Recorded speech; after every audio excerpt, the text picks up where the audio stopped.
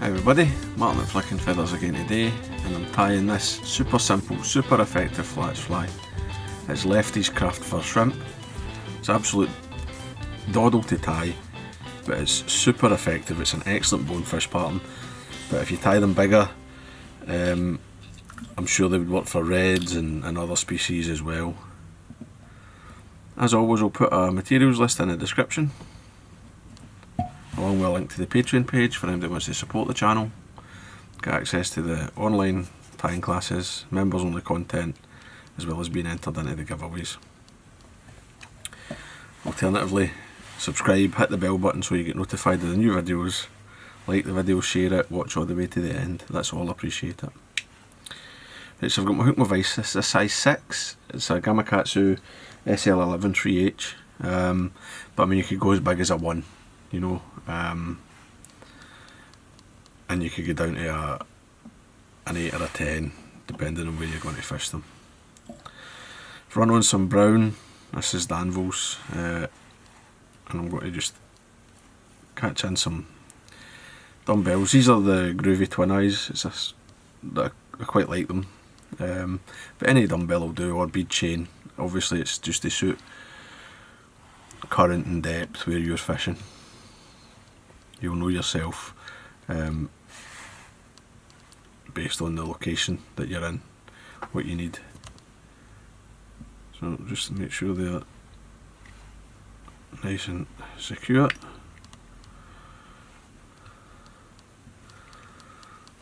Now we'll come back. Then I like to just get, this is head cement, it's no glue. It's no super glue. Head cement's actually better in the salt water. CA glues are not salt waterproof, despite what people want to tell you. And now this is an optional extra. I don't actually believe it was in the original fly, but I'm adding just a wee bit of crystal flash. I'm just going to take a single wee strand of, go it here and just fold it over, just catch it in. You can always take it off on the water if you like, but two strands is unlikely to be too much for anything. And I'm just going to give the eyes another set of wraps, which will really help secure them. And then we're ready for the other material in this fly, which is just craft fur.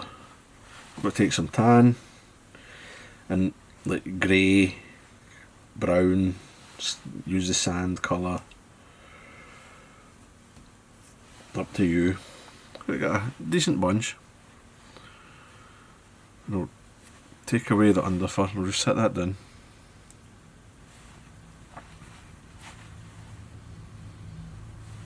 Because you're going to need that for the body. I mean, and you should keep it anyway, it makes excellent dubbing. Now, I'm just going to come in, sort of align this, get the taper that I want, get the bunch how I like it. And just so I can clean any, if you find that you've got a few that are a bit short, you can just clean them out. And I'm not keeping them because they're actually kind of long for the dubbing. Don't go too heavy. I would say it's better to keep it in the sparse side. It will move more freely.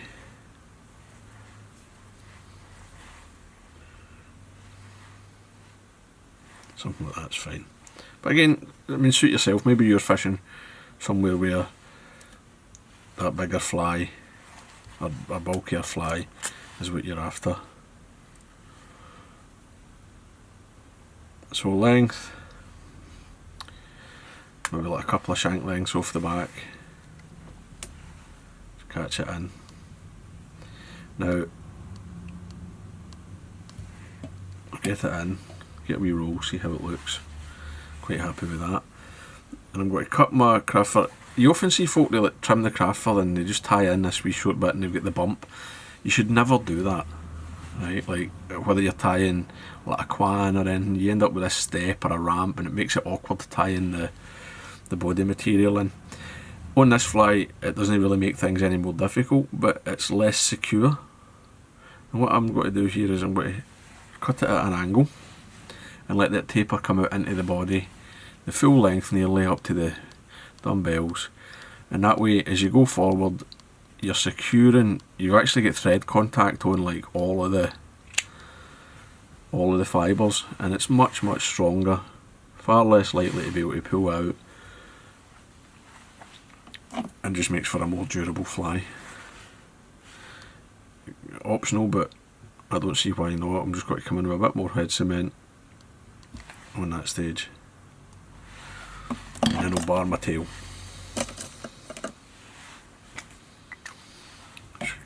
Hold it tight, and you can use a different pen.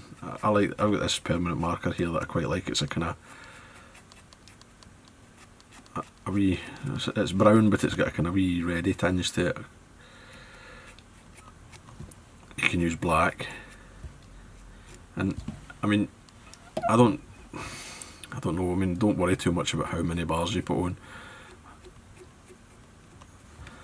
I'm doing 5. Check your side, make sure it's kind of even. That's nice. But as I say, you can use a darker brown, you can use black, whatever. But I like this colour. So I'm going to make a dubbing loop. Make it long. Make yourself a good 6 to 8 inches to work with. You know, your thread's very cheap. Don't try to make a wee short awkward loop. Take a couple of wraps of thread around to lock the loop, and then I'll bring my thread to the front and I'll throw a half hitch. I should have said at the start, I've left a good hook eye space clear in front of the dumbbells there, because I want to wrap the craft fur through, and then I want to also attach a Weedgurard. I'm going to wax this loop. No, because I think the wax is going to hold the craft fur on the loop when it's fishing. The wax will melt anywhere that you would be using this fly, but at this stage it makes loading and unloading the dubbing loop much easier. So I'm going to grab my waist and my underfur from the craft fur, and I'm just going to sort of stuff this loop. Don't go too heavy, and don't worry too much about making it nice and tidy. Like, you're no going for like a composite loop on a steelhead fly or something here. I want a rough, fairly sparse, scruffy looking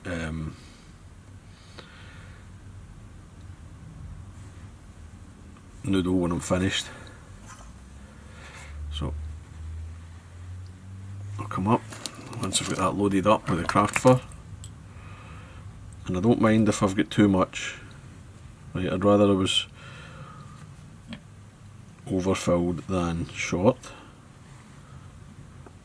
Just get my dubbing tool, get it in, and then I'm just going to check it just before I spin it up. Just make sure that the dubbing's sort of in the middle of the loop. There's no point in it like hovering to the side, which can sometimes happen.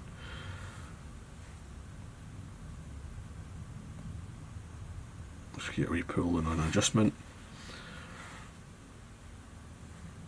No gaps, and then just spin it up. And I'm using like a, what do you call them, the Bishop's Crook style tool here, because I feel that with the craft fur in the loop, going that wee bit slower than the heavy spinner seems to produce a better dubbing rope. But use what you're comfortable with. Just keep going, get it nice and tight. And as I said before, that it's the thread torque. It's no the wax that will keep this fly together. Right? I mean, look, that's now nice and tight, it's wrapped up. You'll notice there'll be some that you can pull away, that's fine. They're no in the, that's fibres that weren't in the noodle to start with, or weren't in between the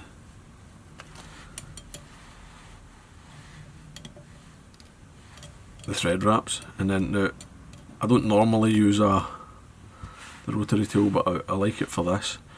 So I'm just going to come in and start wrapping this up, and don't be fussy at all, just build it up. I want a bit of a taper, I'd like it to be slightly bulkier at the back, and then up to the dumbbells, come through in a figure of 8.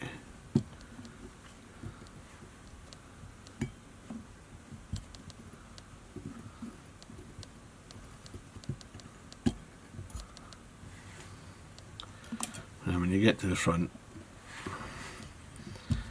you've got this raggedy, scruffy looking fly.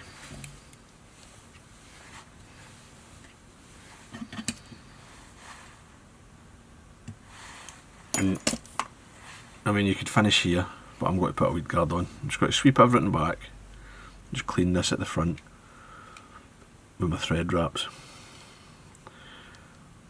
Give myself a nice even tie off. Now I'm just going to have a wee look, sort of give the bottom a quick trim, because you don't need that fibre there, but I've got to leave everything on top. So the Weedgurard, as you'll know if you've watched my other videos, I like the double guard for most of my flies. So I've just got a short piece of 20 pound hard mono, folded it into a V, take 3 turns in front, 3 turns behind, put it down. You can take another couple if you wish, and then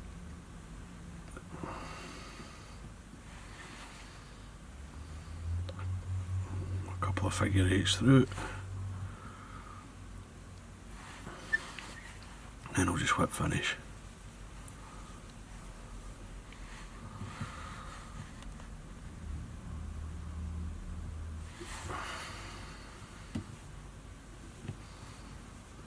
Always to, you know, sand and all that, coral, whatever, it's abrasive. Trim that away. The wee raggy ones, you can just nip them out. And then other scissors.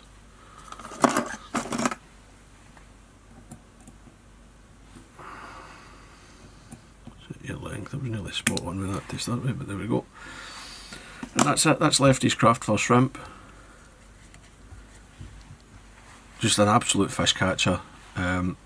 Super easy to tie, and I reckon it'll outperform a lot of the fancier patterns that folk are tying nowadays with millions of eyes and legs and stuff. It's subtle, it's full of life, it looks like food, gets untied. So, see you for another one. Till then guys, bye.